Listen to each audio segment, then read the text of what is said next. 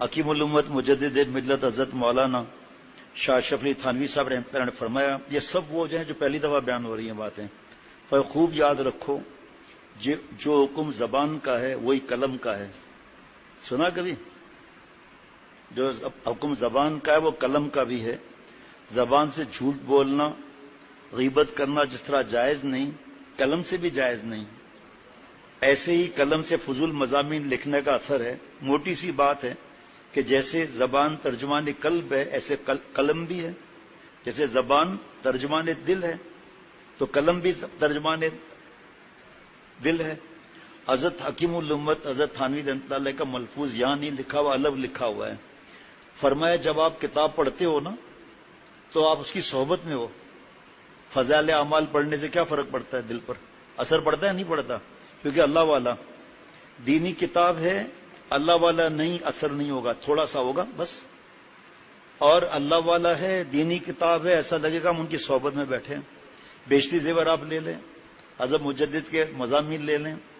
فرمایا کہ علی گڑھ یونیورسٹی میں ایک پروفیسر تھے انگریزی زبان کے، اللہ والے تھے.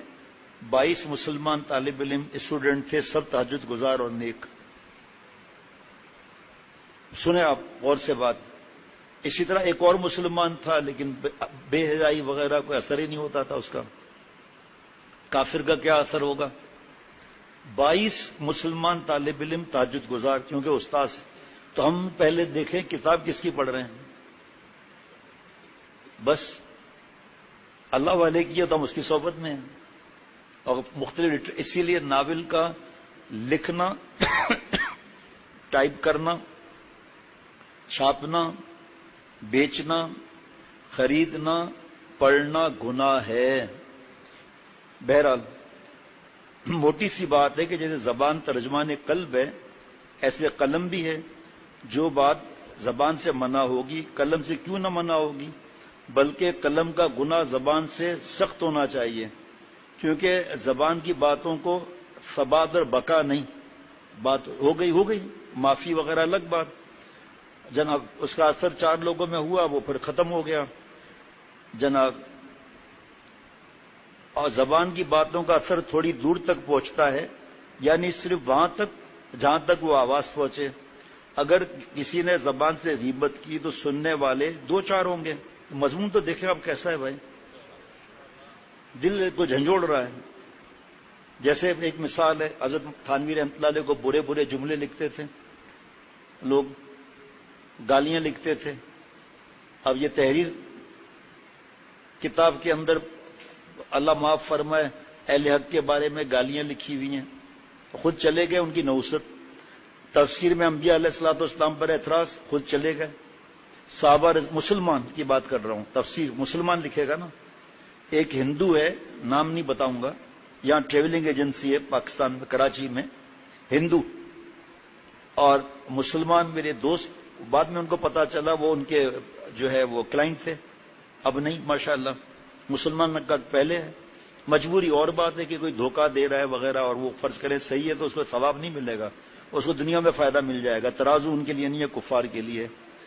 اس نے انگریزی تفسیر لکھی ہے، ہندو نے ترجمہ کر کے انگلش میں. خیر بتانے میں حرج تھوڑی ہے، کوئی ڈاکٹر موتی پرکاش، تاکہ اس لیے نام بتا دیا کہ کوئی دھوکہ نہ کھا جائے. بھائی تجھے اتنا عشق ہے تو کلمہ کیوں نہیں پڑھتا؟ اور انگریزی کے چہیتے وہ پڑھ رہے ہیں اور اسلام سے نکل رہے ہیں. آپ سمجھ رہے ہیں تفسیر قرآن پاک کی، اس کو جو پڑھے گا اس کا اثر نہیں آئے گا. اللہ معاف فرمائے. جو مسلمان صحابہ رضوان اللہ علیہ مجمعین پہ اعتراض کرے، بڑے بزرگوں کی باتیں لکھی ہوئی ہیں صحابہ رضوان اللہ علیہ مجمعین کی باتوں میں. کسی نے پوچھا تابعی سے کہ صحابہ رضوان اللہ علیہ مجمعین کے یہ معاملات جو تھے وہ، کہا بھائی میں اس وقت تھا ہی نہیں، پتہ نہیں اس وقت کیا معاملات ہوئے.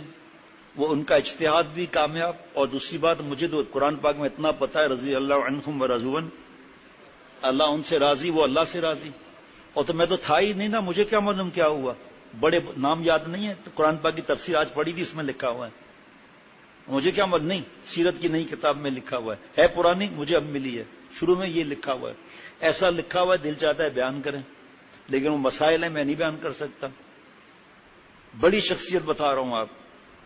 انہوں نے مطلب صحابہ رضوان اللہ علیہم مجمعین کے ساتھ رہے ہوئے آپ صلی اللہ علیہ وسلم کو نہیں دیکھا، صحابی نہیں ہوئے رضی اللہ عنہ. انہوں نے فرمایا بھائی میں کیوں ایسا بات کروں، اس وقت مجھے کیا معلوم کہ وہ آپس میں کیا معاملے ہوئے. مجھے اتنا پتا ہے یہ بھی جنتی ہے وہ بھی جنتی ہے، جو خاموش رہا یہ بھی جنتی ہے کیونکہ قرآن پاک میں معاملہ ہے. میں کیوں گناہ گار ہوں، مجھ سے آپ کیوں کہلوانا چاہتے ہیں، آپ کو فائدہ کیا ہے، مجھے فائدہ کیا ہے. تو یہ قلم کا دیکھیں، قلم میں لکھا ہوا ہے نا. اب انہوں نے توبہ بھی کر لی، فرض کریں ایمان لے آئے، توبہ کر لی، لکھا ہوا کہاں تک جائے گا، یہ اس کی فوٹو اسٹیٹ کہاں تک جائے گی، اس کو موبائل کے ذریعے کہاں تک بھیجا جائے گا جناب. بلکہ قلم کا گناہ زبان سے سخت ہونا چاہیے، کیونکہ زبان کی باتوں کا ثبات اور بقا نہیں. زبان کی باتوں کا اثر تھوڑی دور تک پہنچتا ہے، یعنی صرف وہاں تک جہاں تک وہ آواز پہنچے. اگر کسی نے زبان سے غیبت کی تو سننے والے دو چار ہوں گے. غیبت کرنے والا اتنے ہی مجمع کو گناہ گر کرنے کا سبب بنا اور اس شخص کی آبرو ریزی صرف اتنے ہی مجمع میں ہوئی، بخلاف قلم کے کہ اس کی آواز مشرق سے مغرب تک پہنچتی ہے. جناب جتنے آدمی اس برائی میں شریک ہوں گے ان سب کا سبب یہی شخص ہوگا. ہزاروں شخص کے سامنے اس کی آبرو ریزی ہوگی. تنہائی میں کسی کے جوتا مارنا اور اثر رکھتا ہے، اور 1000-2000 کے مجمع میں مارنا اور اثر رکھتا ہے. اہل قلم اپنے آپ کو جس کا جرم باز پرس کے قابل نہ ہو سمجھتے ہیں، جیسے آج کل شاعروں نے سمجھ رکھا ہے کہ شعر میں سب روا ہے. یہ خیال غلط ہے. ایسا تھوڑی اشعار میں جس کو چاہو کر دو. جناب ارشاد فرمایا حضرت تھانوی رحمۃ اللہ علیہ نے، آج ہم کو اپنا عیب تو نظر نہیں آتا، دوسروں کے عیب جوئی میں لگے ہوئے ہیں، بلکہ دوسروں کی خیر بھی خیر نظر نہیں آتی. اور جو ہم میں مقدس کہلاتے ہیں وہ بھی عجب اور ریا میں مبتلا ہیں. عجیب پیرائے میں اس کا اظہار ہوتا ہے.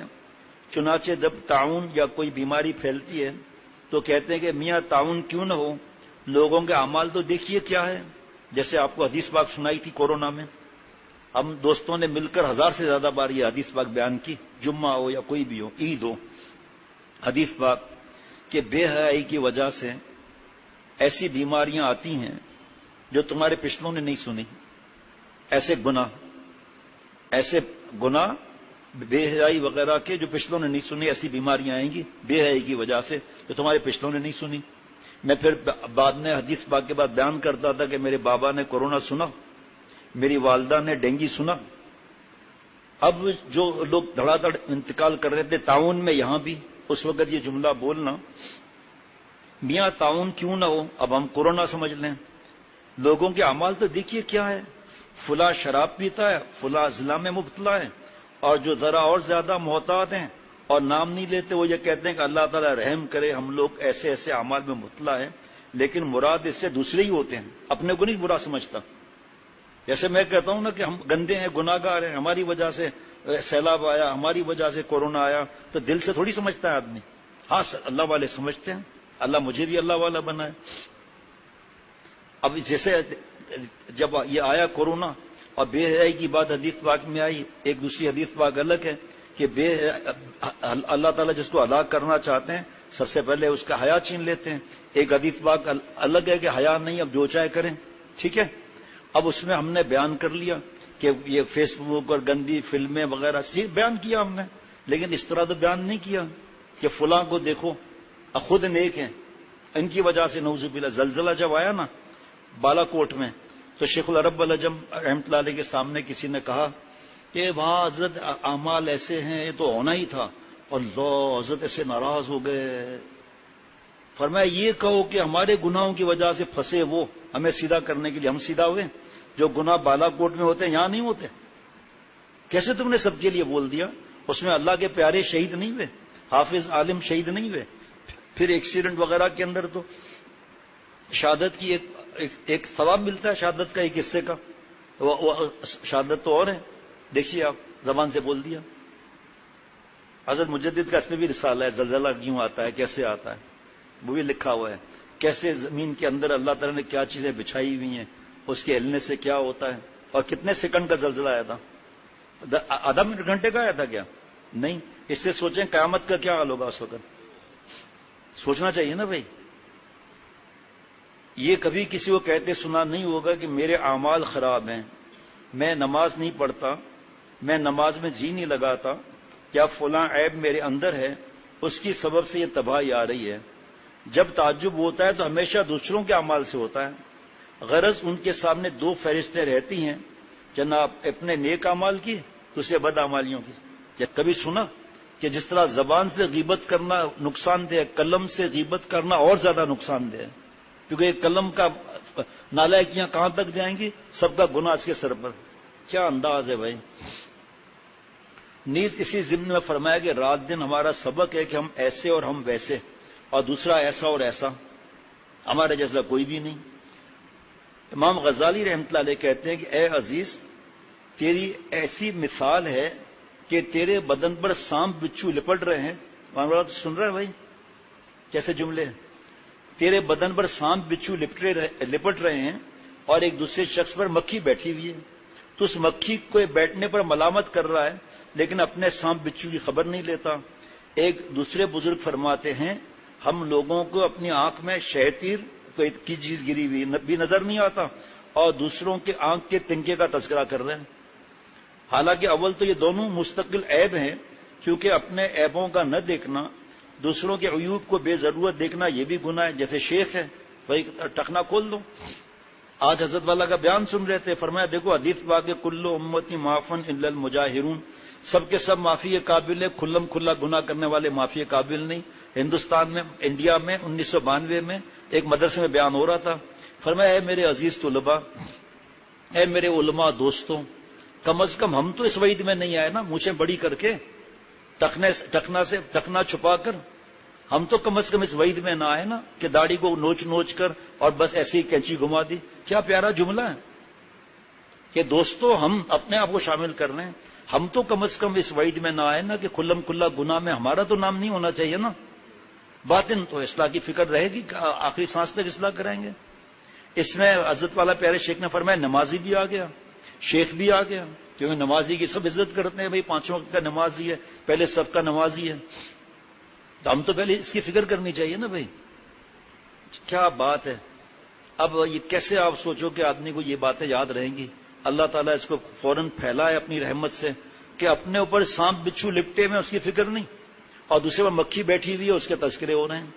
کیا بات ہے جناب، کیا ہی بات ہے کہ حالانکہ اول تو یہ دونوں مستقل عیب ہیں، کیونکہ اپنے عیبوں کا نہ دیکھنا اور دوسروں کے عیوب کو بے ضرورت دیکھنا یہ بھی گناہ ہے۔ جیسے میں نے عرض کیا نا حضرت عمر رضی اللہ عنہ شہید ہو رہے تھے، آج ہی سنا، فرمایا اے غلام ازار اوپر کر دے، شلوار ٹخنا چھپ رہا ہے۔ اس وقت بھی یہ فکر کہ ٹخنا چھپا کر حرام میں نہ مبتلا ہو جائے، اتنا ایسا آگ میں لگے گا، تو نعوذ باللہ کے عیب دیکھنا ہے۔ کیا شیخ نہیں دیکھے گا؟ جب نماز کے لیے کھڑے ہوتے ہیں تو میں جو ہوتا ہے دیکھتا ہوں ان کو، یہاں نہیں دیکھ سکتا، ہاں ان کو دیکھوں گا، ان کو دیکھوں گا، ان کو دیکھوں گا، پرانوں کو، دوسرے کسی کو نہیں دیکھوں گا۔ حضرت فرماتے تھانوی رحمۃ اللہ علیہ اگر نہیں کہا تو خیانت ہوگا، تیری طرف سے خیانت ہوگی، کیا اللہ کو جواب دے گا؟ میں تو اس ملفوظ میں ہی گھوم رہا ہوں۔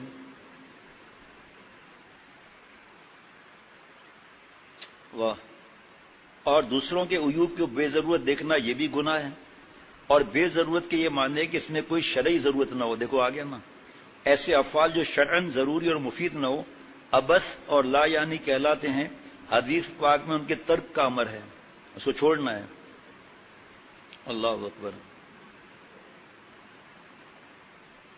امام غزالی رحمۃ اللہ علیہ نے لکھا ہے کہ یہ بھی غیبت ہے کہ کسی کے مکان یا گھوڑے، اب گاڑی آ گئی، یا اولاد میں یا موٹر سائیکل جو بھی، یا کسی اور چیز میں یا اس کے متعلقات میں سے کوئی چیز میں عیب نکالا جائے۔ یہ ایسی باتیں ہیں کہ آج کل محتاط لوگ بھی اس کا کم خیال رکھتے ہیں، اور جہاں مجمع ہوتا ہے وہاں کا تو ذکر ہی کیا۔ میرا تجربہ ہے، حضرت مجدد کا تجربہ، حدیث پاک میں سال میں ایک مجدد آتا ہے، وہ نیا دین نہیں لاتا، بھولا ہوا دین جو ہے وہ یاد دلاتا ہے، حدیث پاک ہے یہ۔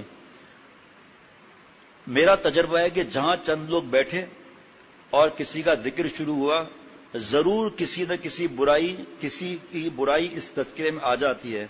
علاج اس کا یہی ہے کہ ایسے لوگوں سے علیحدہ رہیں۔ جب لوگوں سے میل جول ہوتا ہے تو کچھ نہ کچھ مفاسد کا دخل ہو ہی جاتا ہے۔ میں تحقیق سے کہتا ہوں ان گناہوں کا بڑا سبب بیکار بیٹھنا ہے، فارغ نہ بیٹھا کر شیخ الحدیث مولانا رشید کہ عبدالرشید صاحب دامت برکاتہم اشرف مدارس کے، ان کا شعر ہے یہ، فارغ نہ بیٹھا کر کچھ کام کیا کر. غور سے، ہاں بھائی، فارغ نہ بیٹھا کر کچھ کام کیا کر، اور نہیں تو پاجامہ ادھیڑ کر سیا کر. اللہ اللہ، ان معاصی کا بڑا سبب بیکار بیٹھنا ہے. اسی قبیل سے یہ بھی ہے کہ چوپالوں اور بیٹھکوں میں جمع ہو کر بیٹھتے ہیں، جیسے اوتاق کہتے ہیں، ڈیرا کہتے ہیں، بیٹھک کہتے ہیں. اس کا نام تفریح طبع اور دل بہلانا رکھا ہے. وہاں کوئی دنیا کا کام تو ہوتا نہیں، نہ دین کا کام ہوتا ہے سوائے ہنسی مذاق. اور اب تو آپ کو پتہ ہے وہ اوتاق وغیرہ میں فلمیں، بے حیائی، عورتوں کا آنا، شراب پینا. بیٹھکیں نیک لوگوں کی بھی ہے، چمن میں نے دیکھا دین کی باتیں ہوتی ہیں ماشاءاللہ، مل کر کھانا کھایا، دین کی بات کی، روانہ ہو گئے جناب. اور ان مشغلوں کو جن کو میں بیان کر چکا ہوں، وہاں اور کوئی مشغلہ تو ہے نہیں. غیبت وغیرہ کی عادت پہلے سے پڑی ہوتی ہے. وہاں بیٹھ کر کم از کم یہی ہوتا ہے کہ زائد فضول باتیں ہوتی ہیں. آم فلاں باغ کے اچھے ہوتے ہیں اور فلاں کے خراب. اب کی بارش اچھی ہو رہی ہے، باغوں میں لطف آ رہا ہے، کھیل کود کا موسم ہے، وغیرہ وغیرہ. یاد رکھیے فضول باتیں بھی فی نفسی بری اور منکرات اللسان ہیں، زبان کے گناہ ہیں، اس میں داخل ہے. فضول باتیں ایسی ہیں جیسے گولی لگ گئی. زبان اس وقت ہمارے قبضے میں ہے، اس واسطے قدر نہیں جناب، ہمارے قبضے میں ہے، قدر نہیں. اس کی قدر جب ہی سمجھ میں آئے گی جب یہ ہاتھ سے نکل جائے گی، جب مر جائیں گے. پھر چاہیں گے کہ ایک دفعہ موقع مل جائے، ایک دو بار اللہ ہی کہہ لیں، لیکن پھر اختیار نہیں ہوگا جناب. یہ طویل مضمون ہے ورنہ پڑھ لیتا اس وقت. خیر، ایک شاخ غیبت کی چغلی ہے، وہ یہ ہے کہ کسی کی شکایت آمیز بات دوسروں کو پہنچائی جائے. غیبت تو مطلق کسی عیب کے نقل کرنے کو کہتے ہیں، اور چغلی وہ غیبت ہے جس میں شکایت بھی ملی ہوئی ہے. اس کے سننے سے سننے والے کو ضرور غصہ آتا ہے اور وہ 10 گنا بدلہ لینے کو تیار ہو جاتا ہے. دونوں میں لڑائی ہو جاتی ہے. اگر غور سے دیکھا جائے تو چغلی بھی اکثر بے بنیاد ہوتی ہے. پہلے میں نے بچپن سے سنا تھا چغلی گناہ ہے اور اس کی سزا خطرناک ہے. ابھی کچھ 1-2 سال پہلے مظاہر جدید جلد نمبر 4 ادب کے باب میں پڑھا. چغلی کا مطلب جو میں سمجھتا تھا ادھر کی بات ادھر کرنا، وہی لکھا ہوا تھا کہ چغلی کا مطلب ہے ادھر کی بات ادھر کرا کر دونوں کو لڑا کر خوش ہونا. پہلی دفعہ بڑھاپے میں سنا یہ، خوش ہونا، لڑانا آپس میں. اس کے لیے موبائل کافی ہے، جو گروپ بنے ہوئے کافی ہے نہیں بھائی لڑانے کے لیے جناب. اور چغلی بھی اکثر بے بنیاد ہوتی ہے. سننے والوں سے تعجب کرتا ہوں کہ اس پر عمل کیسے کر لیتے ہیں. جس شخص کی چغلی کھانے کی عادت ہے وہ ایک ہی جانب کی چغلی نہیں کھائے گا بلکہ تمہاری بات بھی اس کے سامنے لگائے گا. آ گئی بات. اگر اس چغلی کو سچ سمجھا ہے تو اپنے اس عیب کو سچ سمجھنا چاہیے. یہ کوئی نہیں کرتا. دوسرے کی شکایت کو تو سمجھ لیتے ہیں کہ ضرور کچھ اصل ہوگی جب تو دوسرے تک پہنچی. غرض چغلی کھانا اور اس کی بات پر یقین کر لینا دونوں بے عقلی کی باتیں ہیں. اس مرض سے بہت بچنا چاہیے. اب آگے وقت نہیں ہے. چغل خور کا علاج. چغل خور کا سیدھا علاج یہ ہے کہ اول تو منع کر دے کہ ہم سے کسی کی بات مت کہا کرو، اور جو نہ مانے تو چغل خوری کے ساتھ چغل خور کا ہاتھ پکڑ کر اس شخص کے سامنے کرا دے جس کی چغلی کھائی ہے. اے بھائی آپ کے لیے یہ کہہ رہا تھا، یہ ہاتھ پکڑ کر. پہلوان ہو تو ظاہری بات ہے کیا کریں گے. غالباً یا تو یہ چغل خور جھوٹا نکلے گا اور پھر کبھی چغلی نہیں کھائے گا، اور اگر سچا نکلا تو وہ شخص شرمندہ ہو کر معذرت کرے گا. مانوال صاحب لکھ لینا بھائی چغلی کے بارے میں، پرچہ بنا لے اس کا، لکھ لیں اپنے کام میں جناب. غالباً یہ تو چغل خور جھوٹا نکلے گا اور پھر کبھی چغلی نہ کھائے گا. اگر سچا نکلا تو وہ شخص شرمندہ ہو کر معذرت کرے گا، اور اس طریقے سے باہم صلح اور صفائی ہو جائے گی. اور جن دو شخصوں میں منہ در منہ صفائی کی باتیں ہو جاتی ہیں پھر چغلی کھانے کی ہمت ذرا کسی کو پھر کم ہی ہوتی ہے. بس اللہ ہم سب کو بچائے اپنی رحمت سے. لعنتی چیز 48 صفحے ہیں اور ابھی بھی 27 صفحے پر پہنچے ہم. چغلی، غیبت اور اس کے بارے میں جو بیان ہو چکا غیبت پر.